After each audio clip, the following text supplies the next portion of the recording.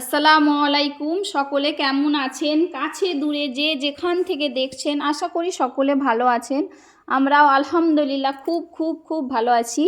আজকেও আপনাদের জন্য নতুন একটা ভিডিও নিয়ে আসছি। আজকে সকাল সকাল আমরা বাগানে গিয়েছিলাম। তো কেন গিয়েছিলাম সেটা বলছি। প্রথমে দেখুন আমার দুষ্টু কেমনভাবে খেলা করছে, গাছের উপরে ওঠে। ও আমাদের সাথে বাগানে গিয়েছিল, আমাদের পিছু পিছু। ও আর আমার ছাগলও গিয়েছিল, একটা ছাগল গিয়েছিল, বাকিগুলো আর যাই না। তো আমার শাশুড়ি গিয়েছিল আর আমার আব্বু এসেছিল সকাল সকাল। যেহেতু আমার আব্বু আমার বাড়ির সামনে দিয়ে কাজে যায়, তো আজকে কাজ ছিল না, কাজে যেয়ে ফেরত আসেছিল। তো সেই জন্য আমার বাড়িতে এসেছিল। তো একদম সকালে এসেছিল, 7টা সাড়ে 7টার সময়। তো আমি তখন ঘুমিয়েছিলাম, শাশুড়িও উঠে পড়েছিল, শাশুড়ি কোরআন তেলাওয়াত করছিল। তো আমার আব্বু হচ্ছে যে ফোন আর করেনি, গ্রিলটা আওয়াজ করছিল, জানে ফোন করলে হয়তো ঘুমিয়ে আছে, ডিস্টার্ব হবে। তো আমার শাশুড়ি হচ্ছে যে গ্রিলটা খুলতেই দেখে আমার আব্বু এসেছে। তো ভেতরে আসলো। তো আব্বুকে বললাম যে এসেছো, একটু পুকুরে জাল ফেলো, মাছ ধরো, আজকে মাছ খাবো। তো সেই জন্য হচ্ছে যে পুকুরে আব্বু জাল ফেলছিল। এই যে কত সুন্দর করে আমার আব্বু জাল ফেলছে দেখুন। আমার আব্বু যেহেতু অনেক সুন্দর করে জাল ফেলতে পারে, আপনাদের ভাইয়াও ফেলতে পারে, কিন্তু আপনাদের ভাইয়া হচ্ছে যে ইউটিউব দেখে শিখেছে, আর আমার আব্বু হচ্ছে যে অনেক আগে থেকেই জাল ফেলে, আমাদের আগে পুকুর জমা নিত। তো সেই জন্য আমার আব্বুর জাল ফেলা প্র্যাকটিস আছে, উনি খুব সুন্দর করে জাল ফেলে। আর জাল ফেলছিল। তো আমি বাগানটায় অনেক দিন পর যেহেতু এসেছি, ঘুরে ঘুরে দেখছিলাম। তো অনেক গাছপালা মানে বেড়েওছে, গাছে ফলও হয়েছে কিছু কিছু, আর অনেক বন হয়ে গিয়েছিল। বন বলতে অনেক বড় বড় ঘাস হয়ে গিয়েছিল। তো সেগুলোকে পরিষ্কার করতে হবে অবশ্যই। তো আপনাদের ভাইয়া যখন বাড়িতে থাকবে তখন আস্তে আস্তে করে পুরো বাগানটাকে পরিষ্কার করে নেব। আর এই যে গাছে দেখুন কত সুন্দর কুল ধরেছে, শীতকালে যেহেতু কুল হয়, আমরা তো এটাকে কুল বলি, আপনারা কি বলেন আমাকে কমেন্টে অবশ্যই জানাবেন, কমেন্ট করে যে আপনারা কি বলেন।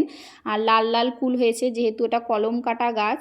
আর এই যে দেখুন আমড়া গাছটাতেও ছোট ছোট আমড়া ধরেছে, উপরের একদম দেখা যাচ্ছিল না, তবু আমি দেখালাম আপনাদেরকে। আর যেহেতু বললাম এটা কলম কাটা এগুলো গাছ, তো তাড়াতাড়ি ফল ধরে। এই যে আব্বু দেখুন কত সুন্দর করে জাল ফেলছিল। তো সেই জন্য আপনাদের সাথে ভিডিওটা শেয়ার করছি। আর গ্রামের ভিডিও তো অবশ্যই সকলকে দেখতে ভালো লাগবে, যেহেতু গ্রামের পরিবেশে এগুলো হচ্ছে প্রতিদিনই দেখা যায়। শহরে যারা থাকে তারা তো এসব জিনিস দেখতে পায় না সেরকম। তো আমাকেও তো খুবই ভালো লাগছিল। আর একদম সকাল যেহেতু 7:30 বাজে, তো এই যে আব্বু জাল টানছিল, বলছে মনে হয় একটা বড় মাছ পড়েছে। তো আমি হচ্ছে যে তাড়াতাড়ি করে আসলাম, সেরকম বড় নয়, মানে একটা বড় পুঁটি মাছ পড়েছে। তো আব্বুকে বলছিলাম যে এই যে জালটা তুমি হচ্ছে যে ধওনি, আগে তুলে নাও, জাল দিয়ে পড়ে যাবে মাছ। বলছে না, আর জালটাকে হচ্ছে যে আমাদের ওখানে হচ্ছে মেলেছিলাম না, মানে শুকনো করতে মাঠে মেলা হয়েছিল, তো কুকুরে হচ্ছে যে জালটাকে 2-3 জায়গায় ছিঁড়ে দিয়ে চলে গেছে। তো সেটাকে আর মানে কোলাঘাট গেলে তবে আমরা হচ্ছে কোলাঘাটে জাল বাগানো হয়। তো আপনাদের ভাইয়া সেরকমভাবে যেয়ে আর বাগিয়ে নিয়ে এসেনি। তো অবশ্যই একদিন বাগিয়ে নিয়ে আসবে, বাগিয়ে নিয়ে এলে জালটা তাহলে ঠিক হয়ে যাবে। এই যে দেখুন আব্বা হচ্ছে যে মাছ ধরে, আব্বু আব্বু আব্বা আমরা এরকমই বলি, আপনারাও কি বলেন আমাকে কমেন্টে অবশ্যই জানাবেন। তো মাছগুলো ধরে ধরে এই যে বালতিতে রাখছিল। তো আগেও 2-3 বার জাল দিল, আর এই যে দিল। তো বেশিক্ষণ আমি বলছিলাম যে বেশিক্ষণ দাও তুমি, হচ্ছে যে আম্মু যেহেতু আসেনি, তো আম্মুর জন্য মাছ পাঠিয়ে দেব। তো আব্বু বলছিল সকাল সকাল যেহেতু পানিতে, আমি বলছি তাহলে ঠান্ডা যদি লাগে তোমাকে তাহলে বেশিক্ষণ ধরতে হবে নি। তো আম্মুকে ফোন করে ডাকলাম যে আম্মু তুমিও চলে আসো, বললো না আমি আর আসবো নি। যেহেতু আমার বাড়ি থেকে মানে আমার বাবার বাড়ি 15 মিনিট দূরে, মানে গাড়িতে করে 10-15 মিনিট লাগে, আর বেশি লাগেনি। তো আম্মুকে ডাকছিলাম, আম্মু বললো না আসবো নি। তো ভাবলাম যে আম্মুর জন্য তাহলে মাছ পাঠিয়ে দেবো। তো আব্বুকে বললাম বেশি করেই তাহলে একটু ধরো। এই যে আব্বু জাল ফেলে ধরছিল, এই যে দেখুন কত সুন্দর রোদও ফুটেছে, তো সেই জন্য আর ঠান্ডাও লাগছিল না। আব্বু বলে না রোদ বাড়িয়েছে, তো সেরকম ঠান্ডা লাগেনি, ভালোই লাগছে আরও মাছ ধরতে। তো এই যে ধরছিল। তো আপনাদের ভাইয়া তো সেদিন কলকাতায় গিয়েছিল, ছিল না, উনি হচ্ছে যে কলকাতা যাবার পর আব্বু এসেছে। তো ওনাকে ফোন করে জানাতে উনি হচ্ছে যে বলছে আমিও যদি থাকতাম খুব ভালো হতো তাহলে। তো বললাম যেদিন বাড়িতে থাকবে আব্বুকে ডাকবো, সেদিনও মাছ ধরবে। এই যে আমার বেড়াল আর এই যে ছাগলটা দেখুন, মানে গোটা পাড়ের আমরা যেখানে যেখানে যাচ্ছি তো ওরাও আমাদের সাথে সাথে ঘোরাঘুরি করছে। তো আব্বু গোটা পাড়ে মানে একবার একবার করে জায়গায় জায়গায় জাল দিচ্ছিল। তো অনেকগুলোই মাছ পড়েছিল। আর এই যে দেখুন দুষ্টু হচ্ছে যে মাছগুলোকে ধরবে বলে কীরকম করছে বালতিতে, মানে ও মাছ নিবে।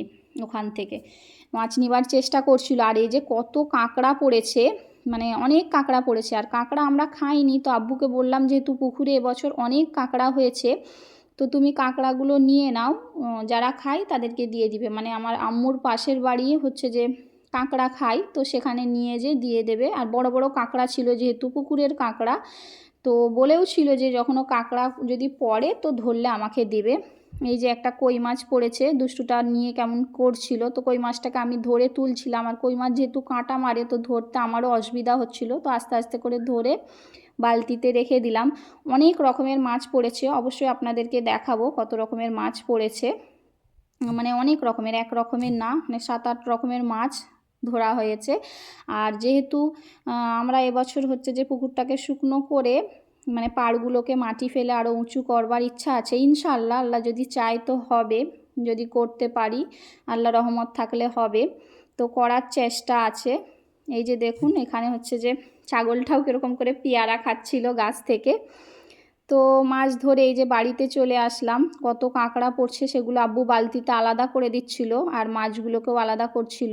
আর আমরা অনেক হচ্ছে যে মাছগুলো লাফিয়ে চলে যাবে বলে একটু ঘাস ছিঁড়ে মাছের বালতিতে দিয়ে দিয়েছিলাম, তো সেগুলো এই যে বাড়িতে এসে পরিষ্কার করে নিচ্ছিলাম। আর যেহেতু অনেক মাছ বাড়িয়ে গেছে, তো আব্বুকে বললাম ছোট বড় সব মাছই নিয়ে নাও, যেহেতু বললাম নি পুকুর এবছর শুকনো করবার ইচ্ছা আছে, তো সেই জন্য যা পড়েছে নিয়ে নাও। পুকুরের মাছ খাওয়া হয়ে যাবে, জ্যান্ত মাছ ছোট হোক বড় হোক খাওয়া হয়ে যাবে, আর ভালোও লাগবে খেতে। আমাকে তো পুকুরের মাছ খেতে অনেক ভালো লাগে, মানে আমি পছন্দও করি। তো এখানে 7-8 রকমের মাছ পড়েছিল, তো আমি মাছের নামগুলো বলবো পরে অবশ্যই। এই যে দেখুন এটাও হচ্ছে যে ফেসা মাছ বলে অনেকে, তারপরে গড়ই বাচ্চা, বাটা, কাতলা, ছোট কাতলা, সিলভার কাপ, কই মাছ, তো অনেক রকমের মাছ পড়েছে। সেদিকে আব্বু গোসল সেরে নিচ্ছিল, আব্বুকে বললাম যে রয়ে যাও, তো বললো না থাকবো নি। তো আমার শাশুড়িকে বললাম তাহলে সব মাছগুলো বেছে কাজ নেই, গোটা মাছই কিছু দিয়ে দাও। আব্বুর জন্যে চা নাস্তা বানাতে গিয়েছিলাম, তো আব্বু বললো যে না খাবো না, তো শুধু চাটাই খেয়ে আব্বু হচ্ছে যে চলে গিয়েছিল। বললো না আমি থাকবো না বেশিক্ষণ, তো বাড়িতে যাই, একটু কাজ আছে। তো শাশুড়ি বাকি মাছগুলো হচ্ছে যে বেছে নিচ্ছিল, এই যে বড় পুঁটি মাছটাকেও বেছে নিচ্ছিল। পুঁটি মাছ বেশি পড়েনি, একটাই পড়েছে। আমি অনেক পুঁটি মাছ ছেড়েছিলাম, 200 পিস, তো মনে হয় সব বাড়িয়ে গিয়েছিল। তো যাই হোক, খুশি যা পড়েছে আলহামদুলিল্লাহ, এতেই অনেক খুশি আমি যে না তবু পুকুরের মাছ যা পড়েছে এগুলোই খাবো, আর আলহামদুলিল্লাহ। তো এই যে কই মাছটাকেও বেছে নিচ্ছিল। আর এখানে এই যে রান্নার জোগাড় করে নিছিলাম, এগুলো হচ্ছে যে পোল্লা, আমার শাশুড়ি ওই যে বন থেকে পারলো, বলছে এগুলো রান্না করো চিংড়ি মাছ দিয়ে। তো আমি ফ্রিজ থেকে চিংড়ি মাছ বার করেছি, অনেকটা মানে বাড়ি আসছে, যেহেতু বরফ হয়ে গেছে, তো ছাড়লে ওতে হচ্ছে কিছুটা দিয়ে রান্না করব। এখানে এই মাছগুলো কেটে ধুয়ে এই যে আমার শাশুড়ি হচ্ছে যে ধুয়ে নিচ্ছিল, বলল যে 10টা বেজে গিয়েছে, তো তুমি চুলোটা ধরিয়ে দাও। তো আমি এই যে চুলো ধরিয়ে দিয়েছিলাম। শাশুড়ি বলল অতগুলো মাছ রান্না করনি, আর আপনাদের ভাইয়ার জন্য রাখতে বলছিল, তো আমি তুলে রাখলাম। বললাম যে খাইনি উনি, তো বলল তাও তুলে রাখো না, জ্যান্ত মাছ খাবে। আর যেহেতু আমার শাশুড়ি আর আমি খাবো, আর আমার মেয়ে তো মাছ একটুও খাবেনি, আর খায়ও নিও। আর এখানে সব কিছু কেটে কুটে ধুয়ে এই যে মাছগুলো ভাজবো বলে নুন হলুদ দিয়ে ভালো করে মাখিয়ে নিচ্ছিলাম। মাছটাকে আলু টমেটো দিয়ে মাছের ঝোল করব। আর ওইদিকে হচ্ছে যে ওই যে পল্লাটা চিংড়ি মাছ দিয়ে রান্না করব। তো আমরা তো পল্লাই বলি, আপনারা কি নামে বলেন আমাকে কমেন্টে জানাতে পারবেন, মানে জানাতে পারেন। আর যেহেতু শুনে যদি আপনাকে হাসি লাগে যে আমি পল্লা বলছি, যেহেতু আমার ভাষায় আমি কথা বলছি। তো এখানে মাছগুলোকে আমি লাল করে ভেজে নিচ্ছিলাম ভালো করে। এটাকে যেহেতু বললাম নি আলু টমেটো দিয়ে ঝোল করব, টাটকা মাছ, তো এই যে ভেজে তুলে নিচ্ছিলাম। আমি এমনি নর্মালভাবে এটাকে আলু মানে পেঁয়াজ টমেটো এসব দিয়ে ঝোল করব। তো ভিডিওটা যারা এতক্ষণে দেখছেন, কোনো অংশ যদি আপনাদেরকে ভালো লাগে আমার চ্যানেলটাকে সাবস্ক্রাইব করে দেবেন নতুন বন্ধু হয়ে থাকলে। আর পুরাতন বন্ধু যারা দেখছেন সকলকে অসংখ্য ধন্যবাদ, যারা এতক্ষণে একটা লাইক দেননি একটা লাইক দিয়ে দিবেন। তো এখানে মাছের ঝোলটা কিভাবে করছি দেখতে থাকুন আপনারা। আমি প্রথমে তেলে গোটা জিরে দিয়ে দিয়েছিলাম, আর ওতে এই যে বেশি করে পেঁয়াজ দিলাম, পেঁয়াজ কুচি দিয়ে এটাকে ভালো করে একটু নাড়িয়ে চাড়িয়ে লাল করে নেব পেঁয়াজটাকে। আর এতেই আমি আলু দিয়ে দেব। আলুগুলো এই যে চৌকো চৌকো করে কেটে রেখেছিলাম লম্বা লম্বা করে, আলুগুলো ওতে দিয়ে দেব। আর আলু টমেটো দিয়ে মাছ আমার শাশুড়ি অনেক পছন্দ করে, আর আমিও খেতে পছন্দ করি। আর মেয়ে তো মাছ খাইই না, ও হচ্ছে যে আলু টমেটোটা খেয়েছিল। আর ওর জন্য আগের রাতের দিন মানে মুরগির মাংস রান্না করেছিলাম, তো সেটাই মেয়ে খেয়েছিল দুপুরের খাওয়াতে। ও তো বললো, মানে জিজ্ঞাসা করতেও বললো আমি খাবো না। ওতে এই যে টমেটো আর কাঁচা লঙ্কা কুচি দিয়ে দিলাম, আর একে একে গুঁড়ো মশলা, হলুদ গুঁড়ো, নুন, লঙ্কা গুঁড়ো, ধনে জিরে গুঁড়ো সব কিছু দিয়ে এই যে কষিয়ে নিচ্ছিলাম। একটু একটু করে পানি দিয়ে এটাকে ভালো করে কষিয়ে নেব, যাতে মশলাটা না পুড়ে যায়। এই যে পানি দিয়ে দেখুন ভালো করে সুন্দর করে আমি কষিয়ে নিচ্ছিলাম। আর যেহেতু টাটকা মাছ বললাম না, খেতে তো অনেক স্বাদ লাগবে। আর চুলোয় রান্না করছিলাম। আব্বুকে অনেক করে বললাম, কিন্তু আব্বু চলে গেল। আমার মনটা খারাপ হচ্ছিল যে থাকতে বললাম, থাকলো না, চলে গেল। আমার শাশুড়িও অনেক করে বলছিল যে ভাই তুমি থেকে যাও, তো একটুও থাকলো না, একবেলার জন্যও থাকে না। আমার আব্বু এরকমই করে, যখনই আসে না তো চলে যায় আমার মনটাকে খারাপ করে দিয়ে।